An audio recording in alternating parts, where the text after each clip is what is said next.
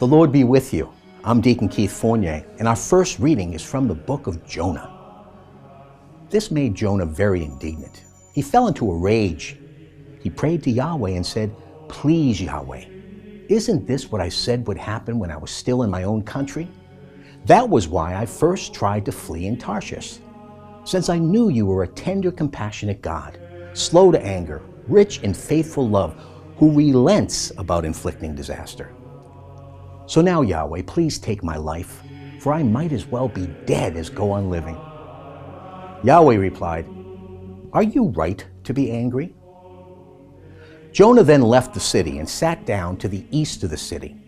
There he made himself a shelter and sat under it in the shade to see what would happen to the city. Yahweh God then ordained that a castor-oil plant should grow up over Jonah to give shade for his head and soothe his ill-humor. Jonah was delighted with the castor-oil plant. But at dawn the next day, God ordained that a worm should attack the castor-oil plant, and it withered.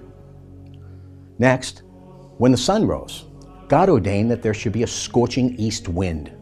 The sun beat down so hard on Jonah's head that he was overcome and begged for death, saying, "I might as well be dead as go on living." God said to Jonah, "Are you right to be angry about the castor-oil plant?" He replied, "I have every right to be angry, mortally angry."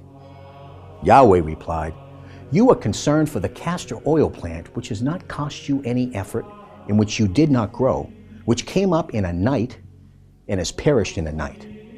So why should I not be concerned for Nineveh, the great city, in which there are more than 120,000 people who cannot tell their right hand from their left, to say nothing of all the animals?" And our response is taken from Psalm 86.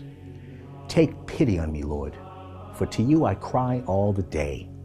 Fill your servant's heart with joy. Lord, for to you I raise up my heart.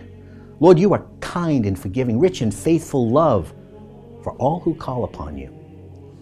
Yahweh, hear my prayer. Listen to the sound of my pleading. All nations will come and adore you, Lord, and give glory to your name. For you are great and do marvelous deeds. You, God, and none other. And a reading from the Holy Gospel according to St. Luke. Now it happened that Jesus was in a certain place praying. When he had finished, one of his disciples said, "Lord, teach us to pray, as John taught his disciples." He said to them, "When you pray, this is what to say. Father, may your name be held holy, your kingdom come.